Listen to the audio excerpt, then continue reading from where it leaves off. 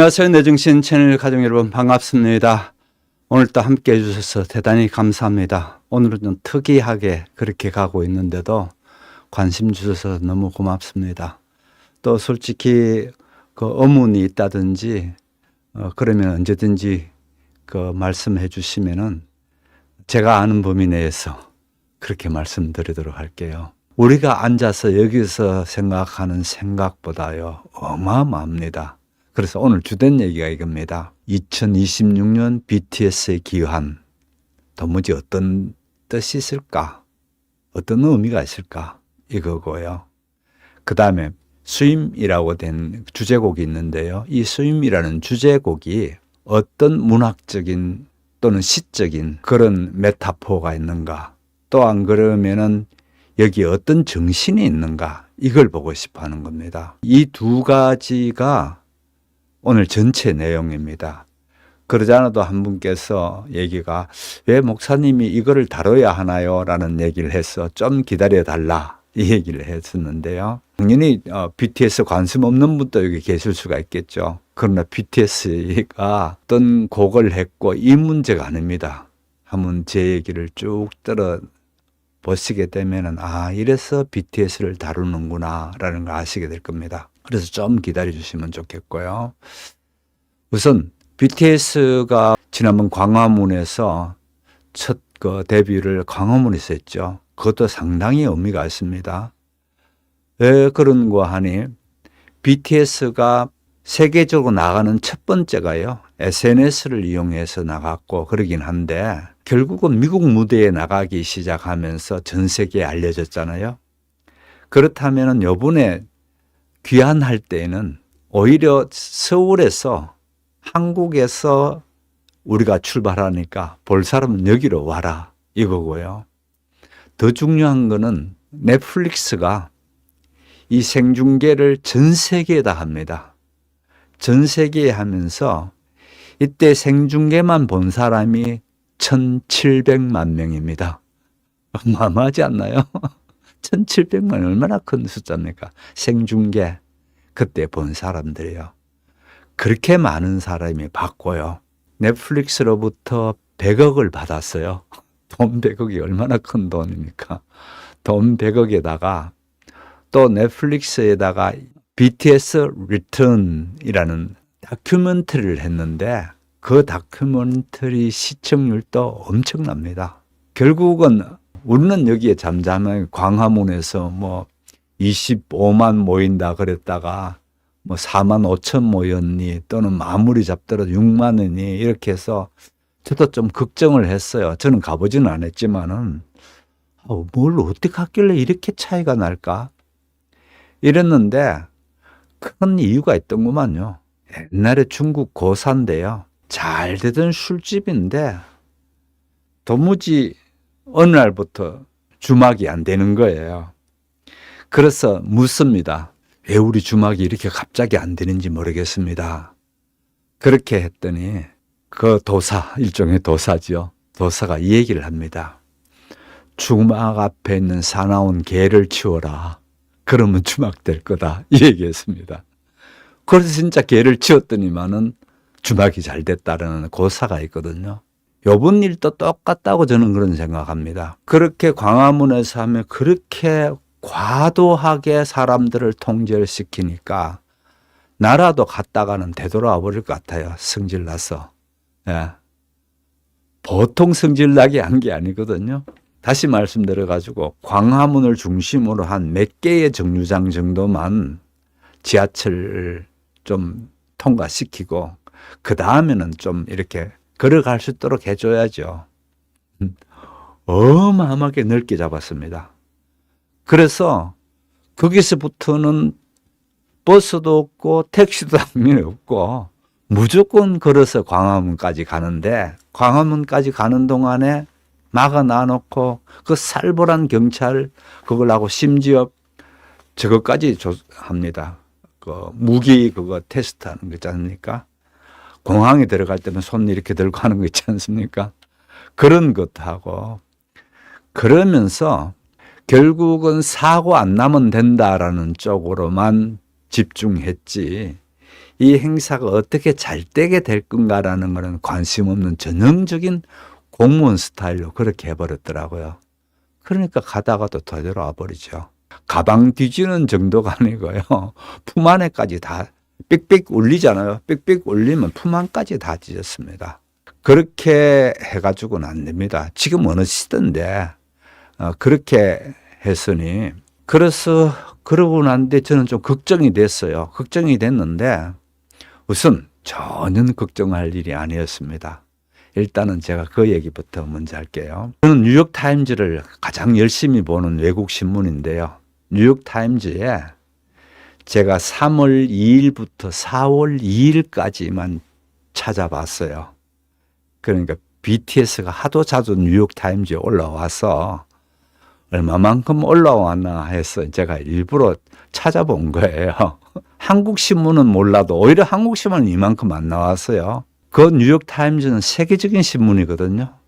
미국에서 뭐 둘째가라면 서러워할 그런 신문인데 어째서 이 신문을 이렇게 많이 다루는데 우리는 이렇게 조용할까? 저는 그게 참 궁금했어요. 놀라웠어요. 또 그게.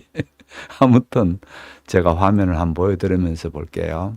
3월 한 달 동안에 했는 건데요. 3월 한 달 동안에 BTS에 대한 기사들만 모아놓은 겁니다. 얼마만큼 모아놨는가 하면은요. 제가 쭉 지나가다 한번 보십시오. 읽어보진 않을게요.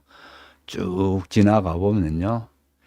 이틀이 멀다 하고 이날은 3월 23일 날은 2번 나왔고요. 3월 21일 날 또 2번 나왔고 3월 20일 또 2번 나왔고 3월 18일 날 한 번, 3월 25일 쭉 나오는데요. 보이나요? 계속 더 있습니다. 또. 이런 식으로 BTS라는 기사만 이렇고요. 이렇다면 기사뿐만 아니고 BTS에 대한 언급, 이 기사 말고 다른 사람이 이제 BTS가 어떻고 뭐 말했겠죠. 놀라지 마십시오. 요 한 달 동안 607번 나왔습니다. 이게 제가 말씀드렸다시피 뉴욕타임즈 신문에만 있는 겁니다.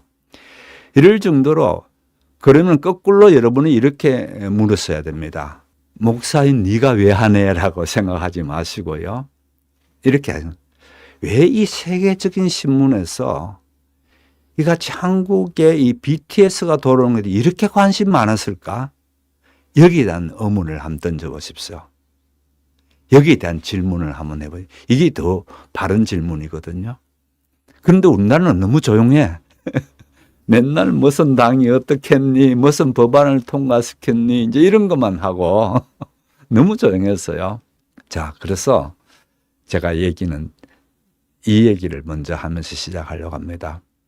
오늘 혹시 뭐 음악적인 걸로 제가 뭐 얘기할 거다고 기대하시면 오산입니다. 저는 전혀 그런 사람 아니고요. 음악적인 걸 말하려고 하는 게 아니고 말씀드린 것처럼 우리 역사상 우리 한국 5,000년 역사를 다 통틀어 가지고요. 지금만큼이나 한국이 널리 세계에 알려진 적이 없습니다. 이 얘기하려고 합니다. 그런데 세계에 알려진 적이 없다는 정도가 아니고 BTS가 만들어 나가는 이 세계 문화, 예술 이런 쪽으로 끌고 나가는 힘이 매우 창의적이거든요. 그래서 이 같은 신문이든지 세계적인 매체들이 주목하는 거예요. 요번에 제기할 때 다시 나올 때는 어떻게 나올까? 또 곡의 스타일은 어떻게 될까? 그동안에 매우 창의적인 방식이 있거든요. 도저히 상상도 못하는 방식으로 해서 계속 세계 무대에 새로운 충격을 주고 새로운 어떤 가능성을 보여주고 했는데 이번에는 뭘까라는 것 때문에 그렇습니다. 그리고 또 한 가지는 전 세계의 흐름을 한번 보십시오. 지금 전 세계는요. 그동안에 미국 중심으로 그 일극 체계를 하죠. 미국 중심의 세계가 흘러갔다면은 이제는 일극이 아니고 다극, 여러 개의 극이 있다는 겁니다. 여러 개의 다극 시대에 왔다. 그 얘기를 하고요. 또는 다극 시대보다 더 심하게 말하는 경우도 있습니다. 무극 시대에 왔다. 이 얘기합니다. 그러니까 너도 나도 막 이렇게 무극 시대에 왔다는 거예요. 그러면은 이럴 때는 누가 튀는가라는 거에 대한 관심이 되게 많거든요. 누가 앞으로 잘 나갈 때는 별로 이런 거에 관심이 없습니다. 그런데 세계가 흐르는 방향에서 뭔가를 중심을 못 잡고 이 전 세계를 이끌어 갈 수 있는 뭐가 없을 때에는 이것이 누군가가 새로운 창의적인 걸 하는가가 그렇게 관심이 많습니다. 그래서 이렇게 보시면 됩니다. BTS 기한 이렇게 했는데요. 제가 준비했는 거를 보면서 같이 가보도록 할게요. 새로운 시작이라고 했습니다. 예, 새로운 시작이라는 것, 새로운 것이기 때문에 그렇게 관심이 많고 그렇게 난리가 났습니다. 조금 이따가 나오겠습니다만은 원래 미국에서 그 투어할 것 일찌감치 표가 다 팔려버렸습니다. 표가 몇만 장인지를 지금 얘기하지 않을게요. 여러분이 깜짝 놀랄 겁니다. 미국에서 팔린 표의 숫자를 보면 깜짝 놀랄 테고, 그 다음에 지난 주 중에 영국과 독일에서 7월 달, 8월 달에 그 공연인데 벌써 표가 팔리는데요. 몽땅 다 팔려서 보통 뭐 아비규환이 아닙니다. 정말 표 사려고. 그럴 정도로 전 세계를 이제 그 들끓게 만들고 있거든요. 그래서 지금까지 가수들이 벌어들였던 돈 가운데에 아직은 모르긴 한데 아마 요번에 투어를 중심으로 해서 BTS가 가장 많은 돈을 벌지 않을까. 이렇게 또 이 음악 하는 사람들 얘기가 이제 그런 얘기 합니다. 표 팔리는 걸 보면 이제 어떻게 될 거다는 걸 알죠. 그런 얘기라든지 또 발매 첫날에 발매 첫째 날입니다. 팔린 앨범 수가요. 400만 장입니다. 얼마나 대단한 거예요. 요즘은 앨범을 그렇게 많이 안 살거든요. 그런데 앨범이 400만 장 하루에 팔렸고요. 자, 그래서 자꾸 그 수치만 그만 얘기하고 제가 이걸 볼게요.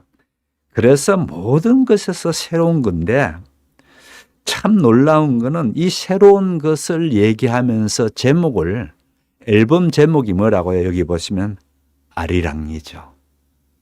아, 새롭다며. 우리는 전혀 안 새롭죠. 그게 또 의미가 있는 겁니다. 우리는 아리랑이 전혀 의미가 새롭지 않는 걸로 올지 모르는 세계인들께는 가장 한국적인 걸 가지고 앨범이 아리랑이라니까요.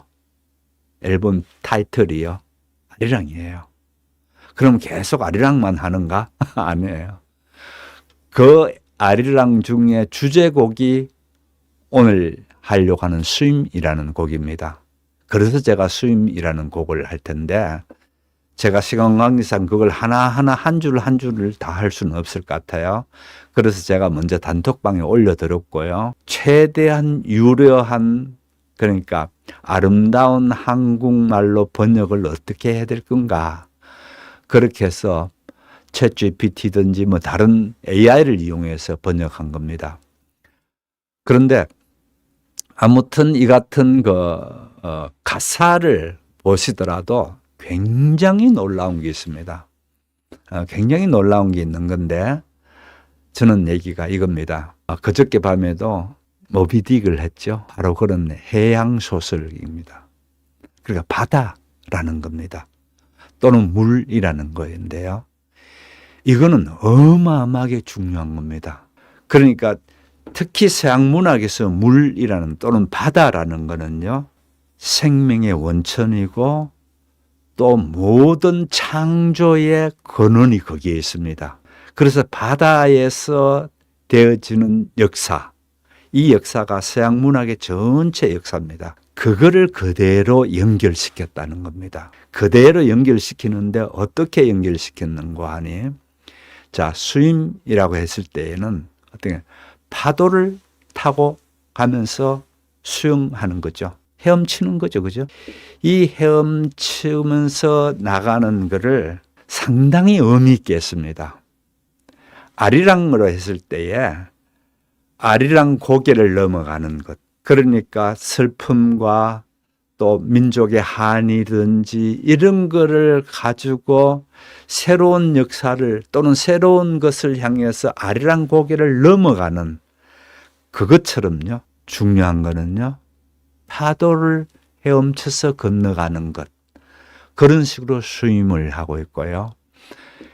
이 수임이라는 그 일종의 후렴구죠. 후렴구들이 한 4군데 쭉 나타납니다. 그렇게 해서 여러분이 한번 이렇게 보면 굉장히 긴 가사 같은데 실제 그렇게 길지 않고요. 이 가사를 보시게 되면은 이 수임이라는 게 이런 바다를 얘기하는가 보다. 이렇게 아시면 될 테고요.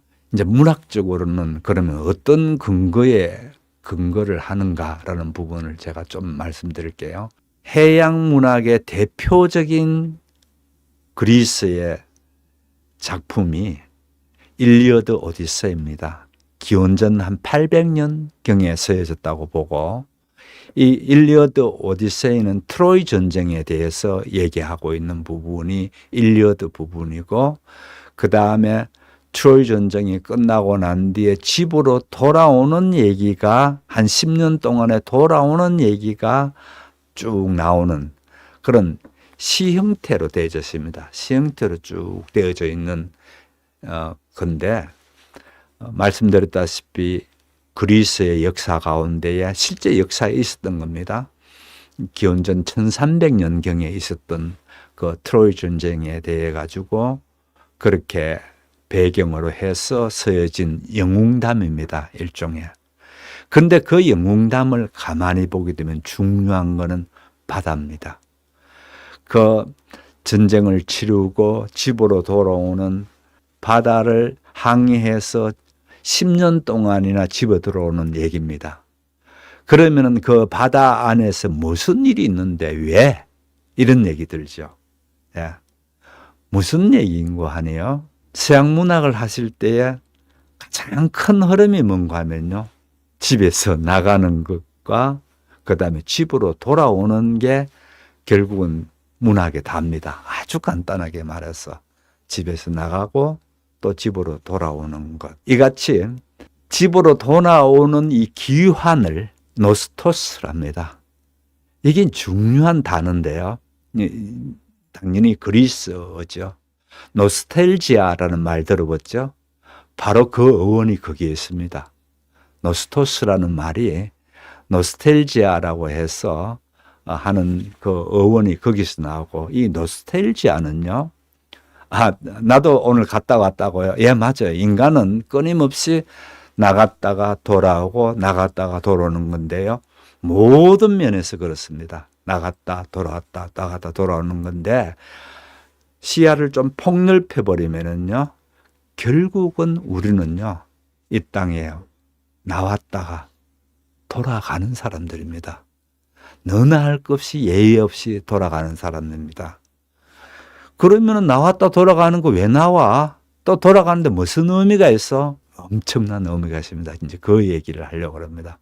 이 집 나갈 때는 미성숙하고 불완전했고 또 어떨지 모르는 사람으로 나갔다면은 돌아올 때는 항상 다른 모습으로 돌아오기 때문에 그렇습니다. 그래서 이 과정, 쭉 다른 모습으로 돌아오는 과정, 이 과정을 전체 기환으로 보는 겁니다. 그래서 서양 문학은 이같이 나갔다가 돌아오는 얘기인데 특히 돌아오는 걸 노스토스라 하는데 노스텔지아라는 걸 말이라는 거죠. 노스텔지아는 뭔가 하면은요. 원래 이건 1600 한 몇 년도입니다.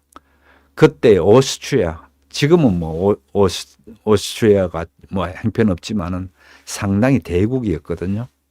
오스트리아에서 용병으로 간 스위스 군대가 있었습니다. 당시에 스위스는 굉장히 못 살고 먹고 살기 힘들고 새끼 밥을 못 먹는 사람들이다 보니까 용병으로 유럽의 용병으로 많이 나갔어요. 그렇잖아요. 그 위험한 일이니까 돈 준다니까 목숨 걸고 나가죠. 그렇게 해서 용병으로 온 스위스 군대 군인들이 가만 보니까 이 오스트리아 의사가 군의관으로 갔겠죠. 그 군의관 의사가 봤다니만은 이 사람들이 고향을 그리워하면서 그렇게 집으로 돌아가고 싶어 하고 밤에 울더라는 거예요. 그래서 그걸 보고 스위스 병이라는 이름을 붙여줍니다. 처음에는요. 스위스 병이라고. 스위스 사람들이 저런 거 스위스 병이라는 이름을 붙여줬어요. 그랬다가 그 다음에 그 의사가 제대로 만드는 용어를 만듭니다. 노스토스라는 것과 그 다음에 다른 그 아프다라는 것, 병이라는 말을 합쳐서 노스텔지아라는 향수병이라는 걸 만들어진 단어가 여기서 나오거든요. 이렇게 되어주는 게 지금 제가 문학 얘기를 너무 많이 해버렸는데 미안합니다. 제가 이같이 아리랑이라는 게 들고 나온 것부터 예사롭지 않고 또 한편으로 대단한 자신감의 출발이라는 거예요. 이 자신감에 그들도 그렇지 않습니까? 우리가 쓰고 있는 왕관이 너무 무겁다라는 얘기를 해요. 실제. 다시 복귀를 해야 될 텐데 복귀를 앞두고 LA에서 같이 합숙하고 그러면서 그 과정을 다 찍어 놓은 게 그 다큐멘터리로 만들어 놓은 게 넷플릭스에 있거든요. 그 넷플릭스를 보시게 되면은 얼마나 고민하고 갈등하고 특히 BTS 한물 갔잖아라는 그 평을 받을까 싶어서 어마어마하게 스트레스 받아 하는 부분들이 거기에 생생하게 다 나옵니다. 그런데 또 이런 부분이 있습니다. 주제곡을 뭘 할까? 거의 마지막까지 자꾸만 이게 바뀝니다. 이 곡을 갈까? 저 곡을 갈까? 특히 이 앨범에 들어가는 아리랑이라는 곡을 넣을 때에 어떻게 현대적인 다른 형태로 바꾸어 가지고 넣을 건가? 그렇게도 만들어 보고 또 안 그러면은 우리 국악하시는 분들이 불렀는 아리랑을 중간에 갖다 넣을 건가? 이러면서 이거는 마지막까지 서로 계속 이견이 달려지는 부분을 보여줍니다. 그래서 나중에 결국은 방시혁 총괄 프로듀서죠. 제가 오늘 시간이 없어서 방시혁 이분에 대한 얘기는 못할 텐데 어떻든 이분은요. 사실은 대단한 사람입니다. 구멍가게 하나 하다가 어느 날 갑자기 백화점으로 만들어버렸습니다. 바로 그분입니다. 그것도 혼자서. 혼자 힘으로. 거창한 걸로 시작하는 거 완전 혼자 힘으로 구멍가게를 시작해서 백화점을 일궈낸 사람이 이 방시혁이라는 분인데 이 방시혁 총괄 프로듀서가 마지막까지도 정하지 못하고 있으니까 이렇게 가자. 그렇게 강력히 밀어붙입니다. 연구하면은 거의 1분이 안 되게 56초인가 뭐 그렇게 됩니다. 56초 동안에 그 아리랑이라는 가사가 나가고 있거든요. 국악인이 부르는 걸 나가고 있거든요. 그러니까 멤버들 가운데서는 극구 이거는 아니다라는 쪽으로 반대하는 사람이 나오게 되고요. 또 그 다음에 요 배경은 아셔야 될 게 BTS는 처음부터 자기네들이 노래를 만들고 자기네들이 그러니까 가사도 붙이고 노래도 만들고 자기네들이 안무도 만들고 자기네들이 다 한다라는 원칙이 있었습니다. 그런데 요번에는 다시 이제 나오게 되는데 그 방시혁이라는 이 총괄 프로듀서가 강력하게 거기에 개입하지 않으면 안 될 정도로 쭉 그렇게 해왔는데 요번에 이제 그렇게 해서 결국은 아리랑을 내놨는데 얼마나 안절부절하겠어요. 이걸 내놓고. 내놓자마자 곧바로 지난 31일 날 빌보드 차트가 발표됐을 때에 빌보드 100 거기에서 1위가 됐죠. 이번 처음이 아니고 벌써 7번째 빌보드에서 1위를 하게 됩니다. 그때서나 제가 생각할 때는 야 됐다 이 생각을 했지 않을까. 왜 그런 건 제가 그랬거든요. 저는 뭐 음악에 그런 것도 아니지만 그래도 여기가 잘 돼야 되는데 빌보드 차트가 어떻게 나올까. 그런데 마침내 1위가 딱 되더라고요. 그걸 보고 됐다 이런 생각을 가졌어요. 아무튼 여기서 아리랑을 얘기하다가 제가 너무 많이 얘기해 버렸는데요. 긴 공백기를 거치고 이렇게 다시 귀환했다. 그런 얘기고요. 이렇게 귀환하기 전까지는 24년 같은 경우에 이렇게 뚝 떨어졌습니다. 24년에 떨어졌다가 이제 26년에 되면서 확 이제 튀어오르는 부분, 그래프를 볼 수가 있죠. 이런 부분을 보게 되고요. 자, 아까 제가 말씀드린 이겁니다. 월드 투어를 계획하고 있는데요. 일단 북미 지역입니다. 그러니까 미국과 캐나다 지역입니다. 뭐 남미는 뭐 여기 와서 볼 사람 물론 몇 살 될지 모르지만 남미는 없고요. 북미만 지금 하고 있는데 미국과 캐나다에서 41개 스타디움에서 공연을 확정했는데 자그마치 여기서 팔린 표만 어떻다고요? 240만 장입니다. 전석이 매진다 됐고요. 놀랍지 않나요? 240만 장. 24만 장이 아니라니까요. 240만 장. 이렇게 표가 팔렸습니다. 그 다음에 지난주에는 영국, 독일도 곧바로 다 팔렸고요. 어떻든 얼마나 파격을 가지고 가는가라는 걸 한번 보자는 거고요. 그 다음에 여기에서 가장 큰 특징은 이겁니다. 그동안에 대부분의 BTS 곡들이 서양 팝 중심으로 마든 팝이라 했죠. 현대 팝이죠. 그 현대 팝 중심으로 됐다면은 요번에 와서는요. 오른쪽을 한번 보십시오. traditional root라고 했는데 그러니까 전통적인 뿌리라는 것을 갖다 넣습니다. 이래서 전통적인 뿌리 그걸 어디서 찾을까 생각하다가 그 찾은 거를 한국의 아리랑이라는 걸 갖다 넣는 거죠. 그렇게 하면서 일단 대중성 이런 부분에서 굉장히 위험할 수도 있지만은 그래도 이거를 밀어붙인 겁니다. 이 얘기 나왔으니까 또 다른 얘기도 해볼게요. 오늘 할 수 있는 주제곡인 수임은요 전부 다 영어로 된 곡입니다. 한국말이 없어요. BTS는 자주자주 한국말을 잘 했고 곡에서 그렇게 하면서 정말 우리 한국어가 전 세계 그 관심원어로 떠오를 정도로 그렇게 만든 게 BTS가 결정적으로 했죠. 다른 K-팝 아이돌도 했지만은요 결정적으로 그렇게 했습니다. 그런데 주제곡인 수임은 왜 순수 영어로 했을까? 이런 것도 특히 팬들 쪽에서 좀 말이 있었어요. 무슨 얘기인가 하면은 한국적인 거라며. 그런데 왜 영어로 해? 한국말 계속 해야지. 그런데 또 다른 생각을 해봐야 됩니다. 아시다시피 BTS는 더 이상 한국에 갇혀져 있는 그런 그룹이 아닙니다. 전 세계 넘버원 그룹입니다. 그러니까 이 같은 7명이 나와서 활동하는 그룹에서는 유일한 넘버원 그룹이거든요. 둘째를 허락하지 않는 그런 그룹입니다. 그렇게 되다 보니까 항상 세계 시장을 염두에 두지 않으면 안 돼요. 예. 그래서 세계 시장을 염두에 두다 보니까 순수 영어로만 나갈 수밖에 없었고요. 또 그 다음에 여기에서 간단하게 지금 이렇게 됐습니다만은 반틈은 서양 음악 이렇게 됐죠. 왼편에 보면요.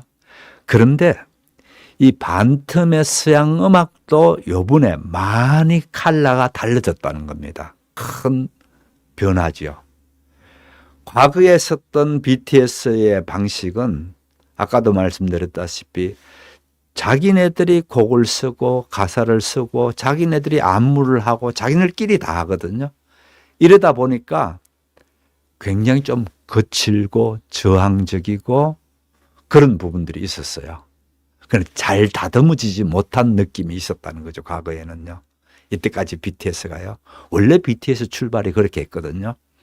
원래 BTS는 방시혁 이분이 한국의 아이돌을 저런 식으로 공장에서 뭘 찍어내듯이 찍어내서는 안 된다라는 생각을 한 겁니다.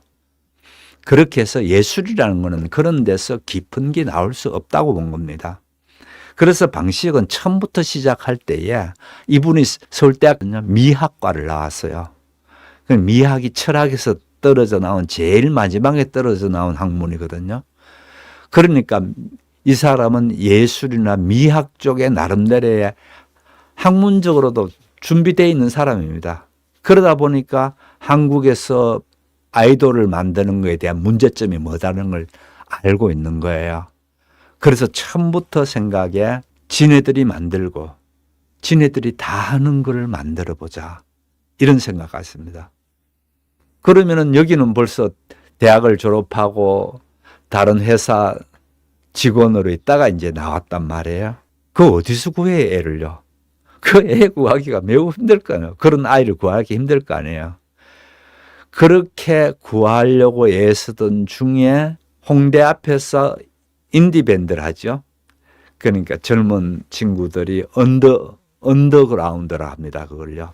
언더그라운드 음악을 하고 있던 김남준이라는 사람입니다. RM이라 하죠. 이 RM이라는 사람이 연결됩니다. 여기에 좀 독특한 친구가 있으니까 이 친구를 한번 만나보라. 그렇게 해서 방식 이분이 만났는데 머리가 대단한 거 첫 번째. 두 번째, 자기 컬러가 분명한 거예요. 남들 하는 그대로 따라하는 거는 별로 의미가 없지 않습니까? 뭔가가 새로워야 되겠다고 생각했는데 그래서 이 친구를 바로 영입합니다. 한번 만나보고 바로 영입합니다. 이러면서 계속해서 영입해 나갈 때에는 항상 이 친구가 중심이 돼가지고 좋다 그러면은 영입되고 이 친구가 아닌 것 같다 그럴 것 같으면 영입 안 되고 이런 식으로 해서 영입시킨 게 7명을 영입시켜서 했거든요. 그 원칙이 뭔가 하면은 여기도 항상 작사, 작곡, 그 다음 댄스, 그 다음에 노래 이 네 가지가 다 되는 사람이어야 되고 또 거기에다가 들으는 악기도 하더라고요. 저는 악기 하는 걸 이번에 처음 봤는데요. 다큐멘터리 한번 보십시오. 악기도 하고 이런 친구들이 있는데 이런 친구들만 모아가지고 처음부터 출발시켰습니다. 그러니까 애시당초 젊은 19살 때, 17살 때 이런 친구들이 거기에 모여들어서 같이 하거든요. 그러다 보니까 그때부터 굉장히 반항적일 수밖에 없죠. 그 애들이.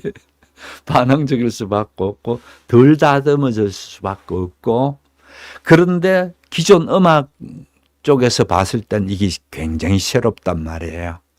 그래서 눈에 띄기 시작했고요. 이 얘기 하려고 합니다. 무슨 얘기인가 하면 요번에 복귀할 때는 어떻게 했는가 이 얘기 하려고 제가 앞부분을 먼저 쭉 말씀드렸는데 요번에 복귀할 때는 달라집니다. 가장 중간층에 아주 새롭고 아주 럽게 튀는 쪽보다는 오히려 좀 보수적이고 또 그러면서도 무엇보다도 우리의 정체성이 이제는 새로 데뷔하면서 이제 30살 이렇게 된 사람들로서의 어떤 그런 것도 여기에 나타내고 있습니다. 그래서 요번에 했던 곡들이 보게 되면요. 굉장히 여러분이 쉽게 접할 수가 있습니다. 그 전에 곡들은 여러분 접하기가 좀 어려울 거예요. 어떻든 그렇게 보시면 되는데요. 그 다음에 이 곡 가운데에 무엇보다도 노멀이라는 곡이 있습니다. 이 노멀이라는 곡도 보게 되면은 그동안에 이 곡 속에서의 자기네들이 그동안에 많은 조명도 받고 또 그 다음에 인기도 어마어마하게 얻게 되고 이러면서 자기들의 자아분열적인 요소 이런 분야들 또 그 다음에 왕관의 무기가 너무 무겁다 했지 않습니까? 그런 것들 여러 것들을 이 음악에다가 녹여냈습니다. 저는 생각에 이런 생각을 합니다. 참 역시나 방향을 잘 잡았다 이런 생각을 한 거죠. 연구하면은 30이 넘어서 맨날 10대 부르는 노래 부르고 10대 부르는 쪽으로 한다는 거는 저는 아니라고 보거든요. 예. 그런 부분에서 훌쩍 자란 BTS를 요번에 훌쩍 성숙한 BTS를 전 세계가 환영하는 거예요. 여기에서 큰 의미가 있습니다. 만일 그게 안 됐다면요, 완전 폭삭망하게 돼 있었습니다. 그게 안 된다면요. 그러니까 여기에서 이게 먹힌다는 거에서 저는요, 이제 됐다 이 생각을 했다는 거예요. 이것 때문에 그렇습니다. 제가 이거를 또 덜 먹이고 이렇게 신바람나게 얘기하는 게 저는 이 음악이 세계에 안 통하게 되면 매우 어려울 거다 이런 생각을 하고 있었거든요. 매우 어려울 거라는 생각을 했어요. 그런데 그게 그대로 통했다는 겁니다. 참 놀랍지 않나요? 그래서 제가 우리 5,000년 역사 가운데 이만큼이나 엄청난 업적을 이룬 경우가 없었다. 그러면서 특히 요번에 쓴 그 스윙이라는 영어 가사는요, RM이 혼자서 작사한 겁니다. 놀랍죠? 저는 처음에 RM이 영어를 하는데, 예를 들어서 유엔에 가서 2번이나 연설을 했고요.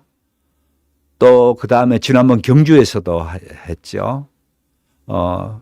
세계 정상들이 모였을 때 경주에서 그 RM이 연설을 했거든요. 그 연설을 할 때마다 제 자신이 굉장히 부끄러운 게 있었습니다.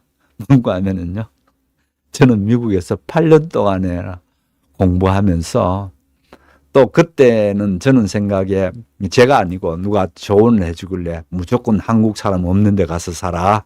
그래야 미국에서 제대로 공부하는 거야. 이렇게 이제 제 선배가 이제 그 얘기를 해. 바로 저는 또 한국 사람 전혀 없는 데 가서 이제 살기 시작했는데 8년을 그렇게 살았거든요. 그런 제가 하는 영어에 비해서 이 RM은 전혀 유학하지 않는 사람입니다. 야, 영어를 저렇게 잘한단 말이지. 그럼 뭐 잘한다 못한다는 제가 웬간히 아니까요.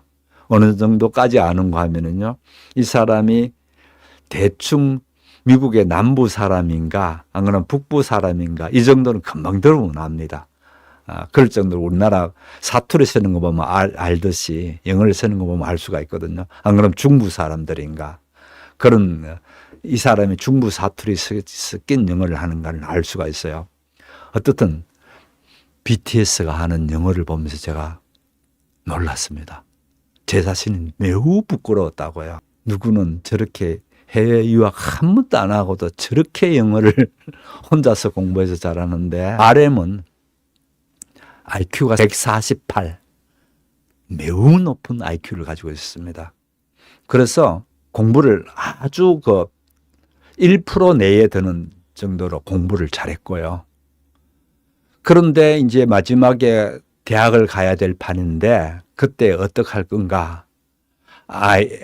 원래부터 잘했습니다. 공부를요. 개인 교육도 받겠지만은 당연히 그렇겠죠. 그런데 원래부터 공부를 일산이거든요. 집이. 일산이 그렇게 잘 사는 집도 아닙니다. 그렇게 되는데 엄마나 아버지를 설득시켜낼 수 없단 말이에요. 음악을 하겠다 그러는 거를. 이렇게 공부 잘하는 아이가 대학 가가지고 간판이 그래야 되는데 설득시켜낼 수가 없습니다. 그때에 역시 머리 좋은 아이가 다르더라고요. 말을 어떻게 하는 엄마 보고 엄마, 내가 5,000명 중에 한 사람, 그런 거 4,999명, 5,000 이렇게 되는 사람이 되기를 원하나, 안 그러면 내가 대한민국의 1등이 되는 사람이 되기를 원하나, 이걸 물었대요. 그런데 엄마가 당연히 1등을 해야지. 그러니까 얘기가 내가 지금 공부를 하는 건 나만큼 공부 잘하는 5,000명이 있다는 거예요. 그렇죠? 모의고사 치면 나오잖아요. 5,000명이 있는데, 그래서 나는 내 자신이 음악을 하게 되면은, 공부를 하게 되면 5,000등 이렇게 될 수 있겠지만은 음악을 하게 되면 나는 1등 할 자신이 있는가? 음악하게 해달라. 그렇게 해서 음악을 한 겁니다. 학교 다닐 때 그 취미가 책 읽는 거거든요. 그럴 정도로 독서를 매우 좋아하고요. 비상한 머리를 가지고 있습니다. 그러다 보니까 영어를 말하는 것하고요, 영어로 시를 쓰는 거는 완전히 다른 얘기입니다. 완전히 다른 얘기예요. 그런데 이번 가사를 RM이 혼자서 다 썼다잖아요. 얼마나 대단합니까? 정말 저는 대단하다고 생각하거든요.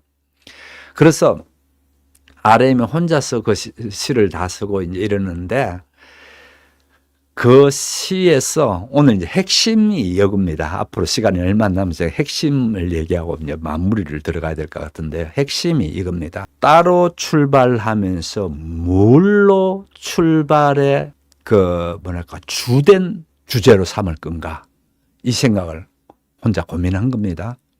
그렇게 고민하면서 역시 책을 많이 읽은 친구니까 어떻게 하는가 하면 서양 문화의 흐름, 제가 아까 얘기했죠. 서양의 해양 문학의 흐름, 일리어드 오디세이에서부터 시작해가지고 모비딕을 하고 있고, 또 그전에는 노인과 바다죠. 노인과 바다가 해양 문학입니다. 이 같은 해양 문학을 우선 제가 좋아합니다. 해양 문학을. 해양 문학을 제가 좋아해서 이제 그걸 하긴 하지만은, 이 해양 문학이 서양 문화의 핵심이거든요. 그 핵심을 그대로 가져옵니다. 그렇게 가져오면서 이 바다를 주된 주제로 잡았다는 겁니다. 멋지지 않나요? 그래서 제가 단톡방에 올려놓은 그런 비디오도 한번 보십시오. 비디오를 보시게 되면 돛담배를 타고 가면서 포르투갈 리스본에서 촬영했답니다. 그거를요.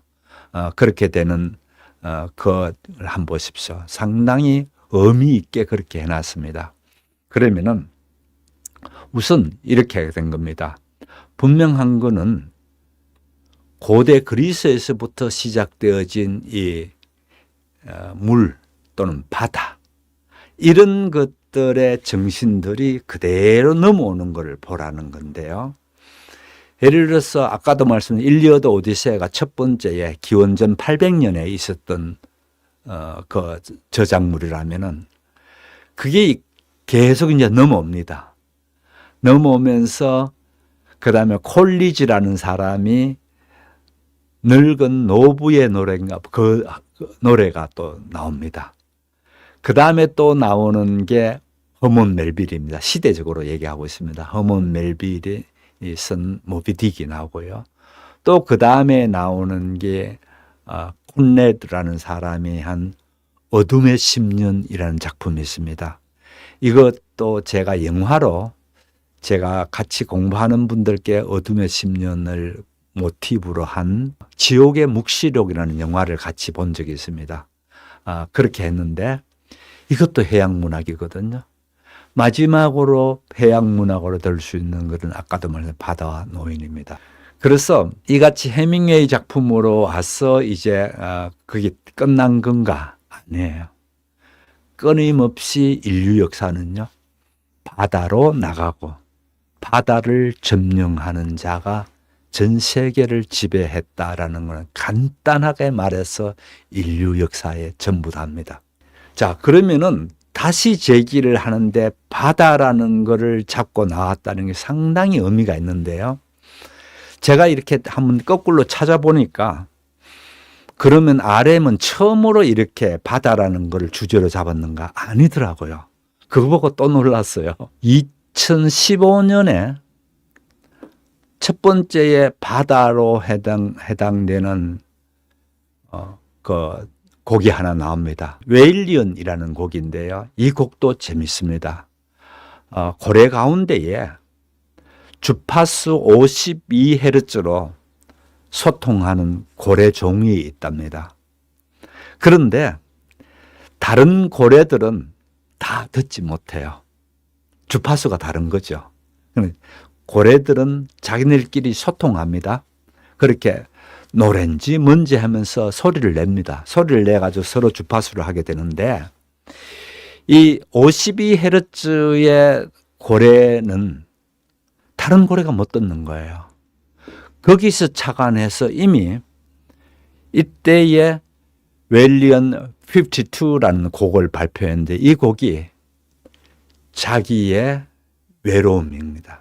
망망대해에서 친구 고래들을 향해서 52주파수로 자기는 아무리 발산해봐도 혼자더라라는 내용이 이미 2015년에 했고요.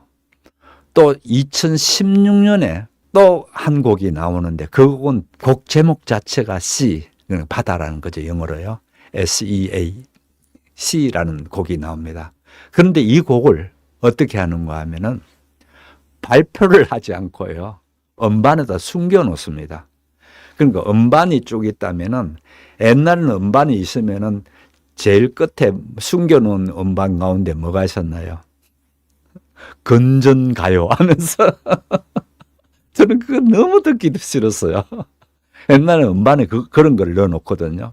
그것처럼 음반에 숨겨놓은 곡이 그때 그 바다라는 곡이 있었어요. 그때는 앞에 1년 전에 작곡했던 곡 바다는 또 다른 모습인데요. 어떤 모습인가 하면은 바다에서 자기가 마구 발버둥 치고 망망대해인데 들으는 이 망망대해가 마치 망망사막처럼 보인다. 이 부분입니다. 역시 바다는 아직까지 내게 굉장히 멀리 있죠. 멀리 있다 할까? 그런 부분을 보죠. 이렇게 되어지는데 요번에 나온 바다는 완전히 달라집니다. 제가 이제 그 얘기를 하려고 이렇게 앞부분을 쭉 얘기해 나온 겁니다. 요번에 바다는요, 엄청 달라지는데 어떻게 달라지는가 하면은요, 이순희님 얘기하셨듯이 더 이상 착한 구디구디라는 게 실제는 안 착한데 착한 척 하려는 척입니다. 우리말로는요, 구디구디가. 예. 그런 것 이제 안 한다는 겁니다. 그런 것 안 하고 이제 바다에 뛰어든다는 겁니다. 이 바다를 뛰어드는데 이 바다가 그동안에는 잠시 해변에 있을 수밖에 없었다는 겁니다. 뭔 얘기하는 것 같습니까? 해변에 있었다는 거는요. 군 생활이지 않습니까? 3년 9개월 동안에는 활동을 못했지 않습니까? 그러면서 자기가 그렇게 바다로 나고 싶어 하는 그게 있더라는 겁니다. 그거를 여기 잘 나타냈어요. 바다 바깥에서 봤던 바다가 내가 그렇게 들어가고 싶은 자리가 저 바다였다는 겁니다. 그러면서 이 바다에서 나 혼자만 수영하고 나 혼자만 1등 되면 될까요? 아니에요. 이 노래에서 계속 반복되는 거는 swim 하는 게 나오거든요. 헤엄쳐라는 거. 지 혼자가 하지 않게도 헤엄쳐라고 계속 그러죠. 그 헤엄쳐라는 게 누군가 하면은 좁게는 아미라 해서 열심히 후원했던 그런 아미이고 좀 더 넓게는 우리 같이 이 노래를 듣고 있는 우리 세계인들이 같이 수영하듯이 이렇게 수영해 나가자는 겁니다. 예. 그런데 이 수영도요, 이렇게 됩니다. 여러분 집에 싱크대 있죠? 싱크. 그죠? 싱크가 무슨 얘기인가 하면 떨어진다는, 밑으로 떨어진다는 얘기거든요. 그래서 그 싱크대를 합니다. 뭐 생각한다든지 그런 건 아니고, 그 싱크가 아니고, 그 싱크인데, sink or swim이라는 영어 그 구가 있습니다. sink or swim. 무슨 얘기인가 하면은, 네가 요렇게 깔아앉아서 떨어져 버서 죽을래? 안 그러면 수영할래? 이겁니다. 그래서 우리가 다 이렇게 앉아서 죽는 사람들이 아니고 우리는 같이 수영하자는 겁니다. 수영하자는 거예요.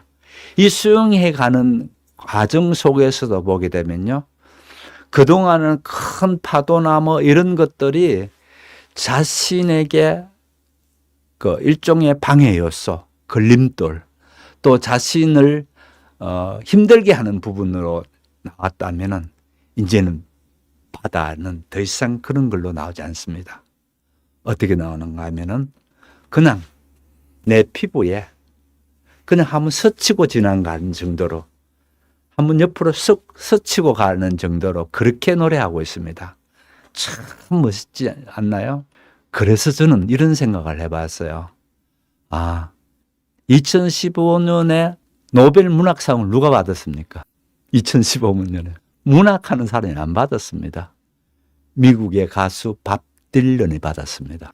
그것처럼 밥 딜런이 2015년에 노벨 문학상 받았는데 이런 스텝을 나간다면은, 이런 발걸음을 쭉쭉 나간다면은 노벨상도 받겠다, 이런 생각을 하는 거죠.